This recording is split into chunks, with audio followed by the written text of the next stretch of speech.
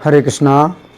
तो अभी हम भगवद गीता के तीसरे अध्याय के अंतर्गत श्लोक संख्या 28 पर विचार करेंगे। तत्त्ववित्तो महाबाहो गुणकर्म विभागयो गुणागुणेषु वर्तन्ते इति मत्वा न सज्जते। तो यहाँ पर भगवान कह रहे हैं तत्त्ववित्तु महाबाहो। तू का मतलब है किंतु। तो पिछले श्लोक में भगवान ने बात कही थी किनकी, जो अहंकार से विशेष रूप से मूर्ख बने हुए हैं। लेकिन अब तू यानी किंतु भगवान अब बात कर रहे हैं दूसरे प्रकार के लोगों की, जो बिल्कुल उनके विपरीत हैं, जो बहुत मूर्ख हैं। उनकी बात पहले की थी। अब भगवान बात कर रहे हैं तत्ववित्त, जो तत्व को जानने वाले हैं। तत्ववित्त तू महाबाहु, किंतु हे महाबाहो अर्जुन, जो तत्ववित्त हैं, तत्व ज्ञानी हैं, गुण कर्म विभागियो, गुण और कर्म के विभाग के तत्व को जानते हैं। गुणा गुणेषु वर्तन्त इति मत्वा, तो वे जान लेते हैं कि गुण ही गुणों में कार्य कर रहे हैं। ना सज्जते, इसलिए वो आसक्त नहीं होते। अब हम सुनेंगे प्रभुपाद तात्पर्य में क्या लिखते हैं। श्रील प्रभुपाद की जय। परम सत्य को जानने वाला भौतिक संगति में अपनी विषम स्थिति को जानता है। वह जानता है कि वो भगवान कृष्ण का अंश है और उसका स्थान इस भौतिक सृष्टि में नहीं होना चाहिए। वह अपने वास्तविक स्वरूप को भगवान के अंश के रूप में जानता है, जो सच्चित आनंद है, और उसे यह अनुभूति होती रहती है कि मैं किसी कारण से देहात्म बुद्धि में फंस चुका हूँ। अपने अस्तित्व की शुद्ध अवस्था में उसे सारे कार्य भगवान कृष्ण की सेवा में नियोजित करने चाहिए। फलतः वह अपने आप को कृष्ण भावनामृत के कार्यों में लगाता है और भौतिक इंद्रियों के कार्यों के प्रति स्वभावतः अनासक्त हो जाता है, क्योंकि ये परिस्थिति जन्य और अस्थायी हैं। वो जानता है कि उसके जीवन की भौतिक दशा भगवान के नियंत्रण में है। फलतः वो सभी प्रकार के भौतिक बंधनों से विचलित नहीं होता, क्योंकि वह इन्हें भगवत कृपा मानता है। श्रीमद् भागवत के अनुसार जो व्यक्ति परम सत्य को ब्रह्म, परमात्मा तथा श्री भगवान इन तीन विभिन्न रूपों में जानता है, वो तत्वविद कहलाता है, क्योंकि वह परमेश्वर के साथ अपने वास्तविक संबंध को भी जानता है। तो यहाँ प्रभुपाद बहुत सुंदर मिलान कर रहे हैं कि गीता के इस श्लोक में भगवान तत्वविद शब्द का प्रयोग कर रहे हैं। तो श्रीमद् भागवत में भी एक श्लोक है जिसमें कि तत्वविद शब्द का प्रयोग हुआ है। वदन्ति तत्तत्वविदस्तत्त्वं यज्ञानमद्वयं ब्रह्मेति परमात्मेति भगवान इति शब्दते। तो तत्वविद जो है बताते हैं, परम सत्य को बताते हैं किस प्रकार से ब्रह्म, परमात्मा और भगवान, है ना। तो प्रभुपाद बड़ा सुंदर ये जो है गीता का श्रीमद् भागवत से मिलान कर रहे हैं।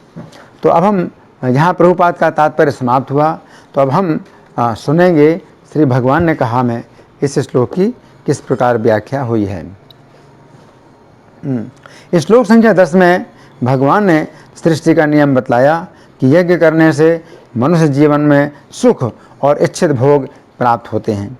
इस श्लोक संख्या 14 में भगवान ने बतलाया यदि अलग से यज्ञ ना भी किए जाएं, परंतु यदि व्यक्ति अपने वर्ण के अनुसार कर्म करते हुए श्री कृष्ण को प्रसन्न करता है तो ये कर्म भी यज्ञ है।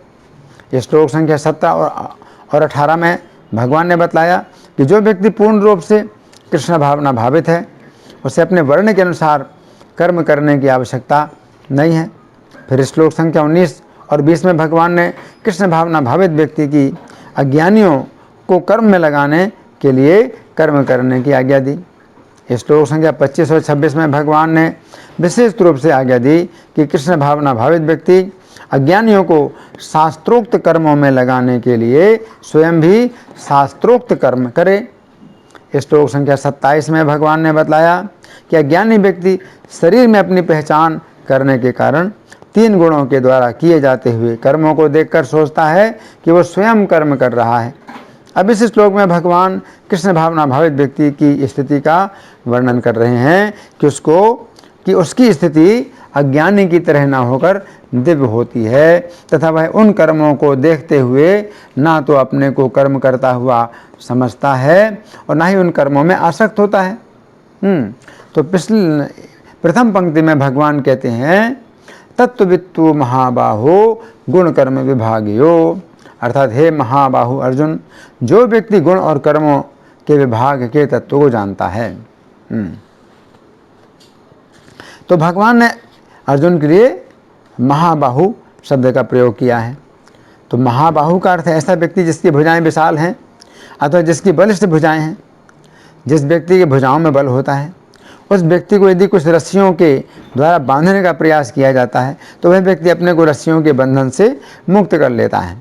यहाँ पर प्रश्न उठता है कि इस प्रसंग में रस्सियाँ कौन सी हैं तथा बल किस प्रकार का है। हमें समझना चाहिए कि प्रकृति के जो 3 गुण हैं यही 3 प्रकार की रस्सियाँ हैं जिनके द्वारा भौतिक प्रकृति जीव को भौतिक शरीर से बांधती है।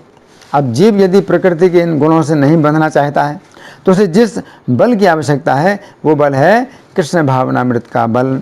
तो यहाँ पर भगवान अर्जुन को महाबाहु कहकर ये संकेत कर रहे हैं कि हे अर्जुन, जिन लोगों के अंदर कृष्ण भावनामृत का बल नहीं है वे लोग तो अपने आप को प्रकृति के 3 गुणों के बंधन से मुक्त नहीं कर पाते हैं, परंतु तुम्हारे पास तो कृष्ण भावनामृत का अत्यधिक बल है, अतः तुम प्रकृति के गुणों के बंधन में नहीं बंध सकते हो। अब भगवान यहाँ पर तत्वविद शब्द का प्रयोग कर रहे हैं। तत्व का अर्थ है वैज्ञानिक सत्य अथवा वास्तविकता तथा वित्त शब्द का अर्थ है जानने वाला। इस प्रकार तत्वविद शब्द का अर्थ हुआ ऐसा व्यक्ति जो वस्तु को यथार्थ रूप से जानने वाला है। जो व्यक्ति अपनी सूक्ष्म बुद्धि के द्वारा जीव तत्व, ईश्वर तत्व, प्रकृति तत्व, काल तत्व तथा कर्म तत्व को जानता है वो प्रकृति के 3 गुणों से नहीं बंधता है। ऐसे व्यक्ति को तत्वविद कहा जाता है। गीता 2:16 में भी भगवान तत्वदर्शी शब्द का प्रयोग करते हैं। तत्वदर्शी शब्द का अर्थ है ऐसा व्यक्ति जो वस्तु को गहराई से देखने वाला है। भगवान कहते हैं कि तत्वदर्शियों ने ये निष्कर्ष निकाला है कि शरीर मरणशील है तथा जीवात्मा अपरिवर्तित रहता है। गीता 4:34 में भी भगवान कहते हैं कि तुम समर्पण, प्रश्न और सेवा के द्वारा तत्वदर्शी ज्ञानियों के द्वारा उपदेश प्राप्त करो। गीता 5वें अध्याय का श्लोक संख्या 8 और 9 में कहते हैं जो व्यक्ति तत्वविद है वो देखते, सुनते, स्पर्श करते, सूंघते, खाते, चलते फिरते, सोते तथा श्वास लेते हुए भी अपने अंतर में यही जानता रहता है कि वास्तव में वह कुछ भी नहीं करता है।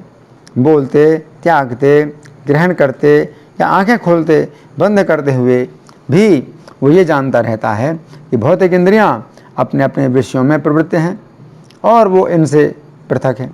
इन सभी बातों को वही व्यक्ति जान सकता है जो श्री कृष्ण को तत्व से जानता है।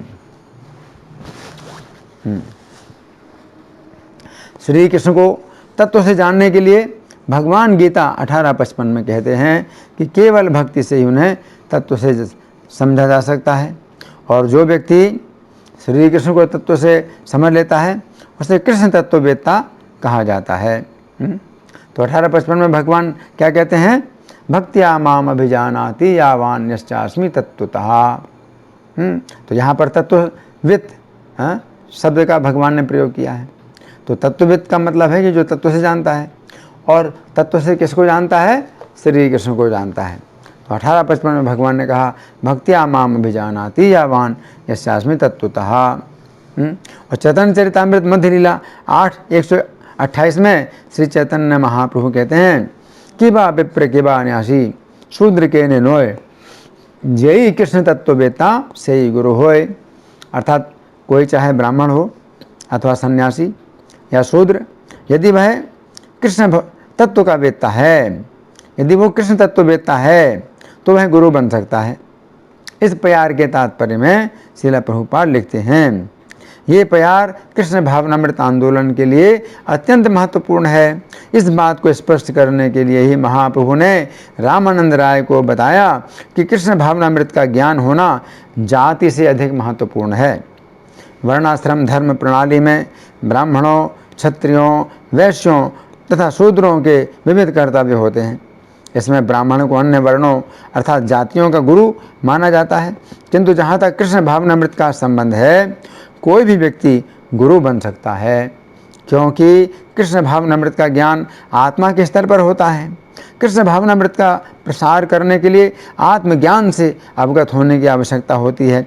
फिर चाहे वो ब्राह्मण हो या क्षत्रिय, वैश्य हो या शूद्र अथवा सन्यासी हो या गृहस्थ, यदि वो इस विज्ञान को समझता है तो वह गुरु बन सकता है। और श्रीमद् भागवत 10:2-10 में श्रील सूत गोस्वामी कहते हैं कि मनुष्य जीवन में विषयों को भोगने का लाभ इंद्रिय तृप्ति नहीं है, बल्कि जीवन की रक्षा करना है। अर्थात विषयों को उतना ही भोगा जाए जिससे जीवन की रक्षा हो, तथा जीवन का लाभ यही है कि हम तत्व जिज्ञासा करें। उक्त श्लोक के तात्पर्य में श्रील प्रभुपाद लिखते हैं, तत्व जिज्ञासा अर्थात परम सत्य की खोज करने वाले कभी भी अनावश्यक इंद्रिय तृप्ति के प्रति आकृष्ट नहीं होते, क्योंकि वे तत्व जिज्ञासा में पूरी तरह व्यस्त रहते हैं।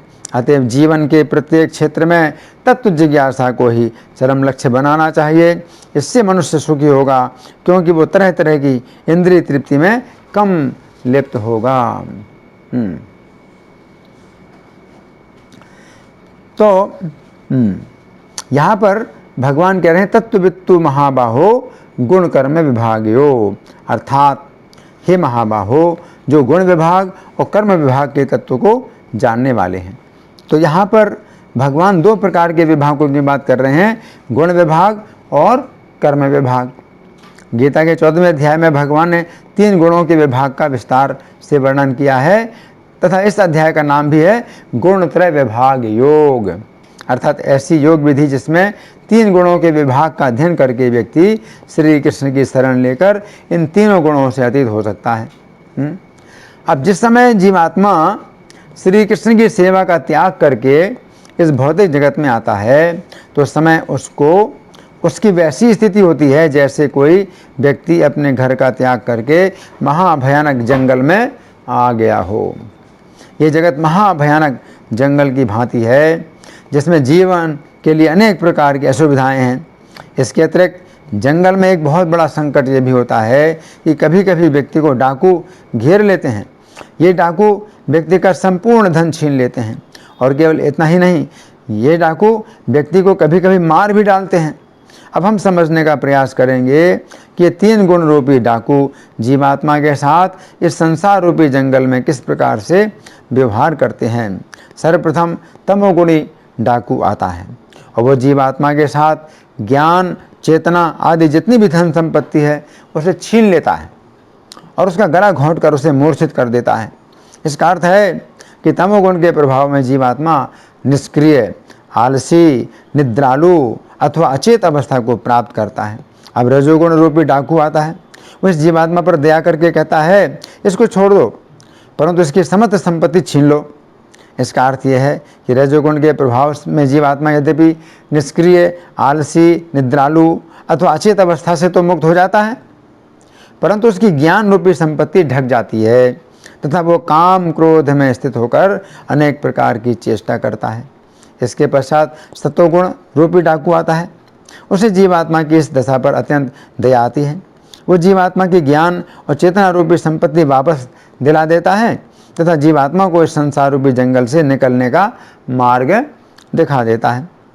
अब यहाँ पर प्रश्न उठता है कि सत्वगुण का व्यवहार तो बहुत अच्छा है, उसे डाकू क्यों कहा गया है? इस प्रश्न का उत्तर यह है कि चूँकि सत्वगुण, रजोगुण तथा तमोगुण रूपी डाकुओं के साथ रहता है, अतः संगति के कारण उसे भी डाकू ही कहा जाएगा। तो यहाँ पर भगवान कह रहे हैं कि कृष्ण भावना भावित व्यक्ति गुणों के विभाग तथा कर्मों के विभाग को तत्व से जानता है। इसका अर्थ है कि वो जानता है कि 3 गुणों के बंधन के द्वारा जीव 3 प्रकार के कर्मों से बंध जाता है। जिस प्रकार कठपुतली यदि 3 प्रकार के धागों से बंधी हुई हो तो जिस धागे के द्वारा उसे खींचा जाता है उसी ओर वो चलती है। उसी प्रकार इस भौतिक जगत में जीव 3 गुणों में से जिस गुण को भोगना चाहता है उसी गुण से बंध जाता है तथा उसी गुण के अनुसार कर्म करने के लिए विवश हो जाता है। यदि जीवात्मा सत्वगुण को भोगना चाहता है तो वो सत्वगुण का संग करता है। इसके फलस्वरूप वो सत्वगुण से बंध जाता है। अब सत्वगुण से बंधा हुआ जीव सात्विक कर्म करने के लिए विवश हो जाता है। सात्विक कर्म के विषय में भगवान गीता 18:23 में कहते हैं, जो कर्म स्वभाव नियत है, जिसमें ना तो आसक्ति हो और ना ही राग अथवा द्वेष हो तथा जिसमें कर्मफल की कामना भी ना हो, ऐसा कर्म सात्विक कहा जाता है। ऐसे सात्विक कर्मों का परिणाम क्या होता है? ऐसे सात्विक कर्मों के परिणाम स्वरूप जीव को ऊर्ध्वगति प्राप्त होती है, अर्थात जीव 3 गुणों के बंधन से छूटने की दिशा में आगे बढ़ता है। हमें समझना चाहिए कि यहाँ पर जीव का एकमात्र कार्य यही था कि उसने सत्वगुण को भोगने के लिए सत्वगुण का संग किया, बस। इसके बाद जो कुछ भी हुआ वो सत्वगुण के द्वारा ही हुआ। जीव के ऊपर सत्वगुण हावी हो गया तथा सत्वगुण ने ही जीव को बलपूर्वक सात्विक कर्म करवाए और इस प्रकार जीव को मुक्ति के मार्ग में बलपूर्वक आगे बढ़ाया। अब यदि जीव रजोगुण को भोगना चाहता है तो रजोगुण का संग करता है। इसके फलस्वरूप रजोगुण में बंध जाता है। अब रजोगुण से बंधा हुआ जीव रजोगुणी कर्म करने के लिए विवश हो जाता है। रजोगुणी कर्म के विषय में भगवान गीता 18:24 में कहते हैं, जो कर्म फल की कामना से किया जाता है अथवा मिथ्या अहंकार से किया जाता है और कठिन परिश्रम के साथ किया जाता है, वो कर्म रजोगुणी कहा जाता है। ऐसे रजोगुणी कर्मों का परिणाम क्या होता है? ऐसे रजोगुणी कर्मों के परिणाम स्वरूप जीव को मध्य गति प्राप्त होती है, अर्थात जीव को कर्मों के शुभ तथा अशुभ फलों से बंधना पड़ता है। हमें समझना चाहिए कि यहाँ पर जीव का एकमात्र कार्य यही था कि उसने रजोगुण को भोगने के लिए रजोगुण का संग किया, बस। इसके बाद जो कुछ भी हुआ वो रजोगुण के द्वारा ही हुआ। जीव के ऊपर रजोगुण हावी हो गया तथा रजोगुण ने ही जीव से बलपूर्वक रजोगुणी कर्म करवाए और इस प्रकार जीव को शुभ अशुभ कर्मों के फल की प्राप्ति हुई। अब यदि जीव तमोगुण को भोगना चाहता है तो वह तमोगुण का संग करता है। इसके फलस्वरूप वो तमोगुण से बंध जाता है। अब तमोगुण से बंधा हुआ जीव तमोगुणी कर्म करने के लिए विवश हो जाता है। तमोगुणी कर्म के विषय में भगवान गीता 18:25 में कहते हैं, जिस कर्म में ना तो परिणाम का ही विचार किया जाए, ना ही नुकसान का विचार किया जाए और ना ही ये विचार किया जाए कि अन्यों को कितना कष्ट मिलता है। इसके अतिरिक्त अपनी योग्यता पर भी विचार ना किया जाए कि मैं उस कर्म को कर सकता हूँ या नहीं, तथा जो कर्म बिना किसी जिम्मेदारी के साथ किया जाता है वो कर्म तमोगुणी कर्म कहा जाता है। ऐसे तमोगुणी कर्मों का परिणाम क्या होता है? ऐसे तमोगुणी कर्मों के परिणाम स्वरूप जीव को अधोगति प्राप्त होती है, अर्थात जीव को अज्ञान के अंधकार में जाना पड़ता है। हमें समझना चाहिए कि यहाँ पर जीव का एकमात्र कार्य यही था कि उसने तमोगुण को भोगने के लिए तमोगुण का संग किया, बस। इसके बाद जो कुछ भी हुआ वो तमोगुण के द्वारा ही हुआ। जीव के ऊपर तमोगुण हावी हो गया तथा तमोगुण ने ही जीव से बलपूर्वक तमोगुणी कर्म करवाए और इस प्रकार जीव को अज्ञान के अंधकार में जाना पड़ा। अब श्लोक की अगली पंक्ति में भगवान कहते हैं, गुणा गुणेषु वर्तन्ते इति मत्वा न सज्जते, अर्थात गुण ही गुणों में कार्य कर रहे हैं ऐसा मानकर वो उनमें आसक्त नहीं होता है। तो यहाँ पर भगवान कह रहे हैं कि कृष्ण भावना भावित व्यक्ति ये देखता है कि उसके शरीर में 3 गुणों में ही कार्य कर रहे हैं। इसका अर्थ ये भी है कि तीनों गुणों में से प्रत्येक गुण शेष 2 गुणों के साथ कार्य कर रहा है। गीता 14:10 में भगवान कहते हैं, रजस्तमसा विभूय सत्वं भवति भारत, रजसत्वं तमश्चैव तमसत्वं रजस्तथा, अर्थात हे भारत, कभी कभी सतोगुण रजोगुण तथा तमोगुण को परास्त करके प्रधान बन जाता है, तो कभी रजोगुण सतो तथा तमोगुण को परास्त कर देता है, और कभी ऐसा होता है कि तमोगुण सतो तथा रजोगुण को परास्त कर देता है। इस प्रकार श्रेष्ठता के लिए निरंतर स्पर्धा बनी रहती है।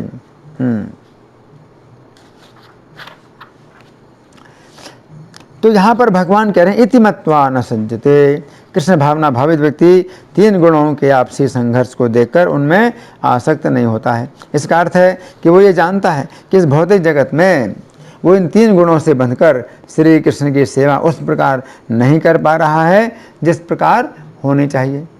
ये इसी प्रकार है, ये उसी प्रकार है कि यदि कोई व्यक्ति रस्सियों के द्वारा बंधा हुआ है तो वो कुछ कुछ चेष्टा तो कर सकता है, परंतु बंधे होने के कारण वो उतनी चेष्टा तो नहीं कर सकता जितनी वो बंधे ना होने पर करता।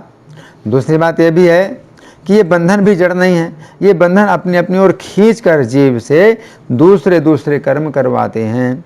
तो यहाँ पर भगवान कह रहे हैं कि कृष्ण भावना भावित व्यक्ति गुणों के द्वारा किए गए कार्यों को अपना कार्य ना समझकर उनमें आसक्त नहीं होता है। कृष्ण भावना भावित व्यक्ति का जो अपना कार्य है वो है श्री कृष्ण की सेवा करना। सज्जते शब्द का एक सामान्य अर्थ हमने अभी माना कि आसक्त होना, परंतु सज्जते शब्द का एक अन्य अर्थ है प्रसन्न होना। यदि सज्जते शब्द का ये अर्थ माना जाए तो यहाँ पर भगवान कह रहे हैं कि कृष्ण भावना भावित व्यक्ति जब ये देखता है कि प्रकृति के गुण इस भौतिक जगत में उसे बुरी तरह खींच रहे हैं तो वो प्रसन्न नहीं होता है, अर्थात वो ऐसी स्थिति में संतुष्ट नहीं होता है। वो चाहता है कि वो श्री कृष्ण की सेवा इस प्रकार से करे जिसमें तीन गुणों के द्वारा उसे किसी भी प्रकार की बाधा ना हो।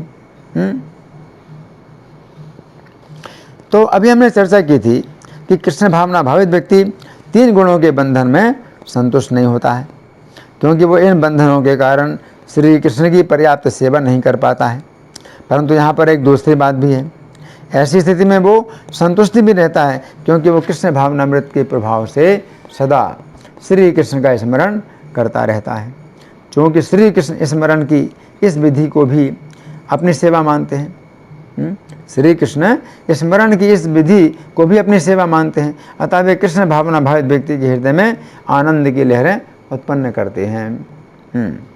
हाँ, तो ये समझने वाली बात है कि यद्यपि जो कृष्ण भावना भावित व्यक्ति है तो वो श्री कृष्ण का सदा स्मरण करता रहता है कि मैं आपकी सेवा नहीं कर पा रहा हूँ। हे श्री कृष्ण, मैं इस भौतिक शरीर में जो है आपकी पर्याप्त सेवा नहीं कर पा रहा हूँ, मैं आपकी सेवा नहीं कर पाया।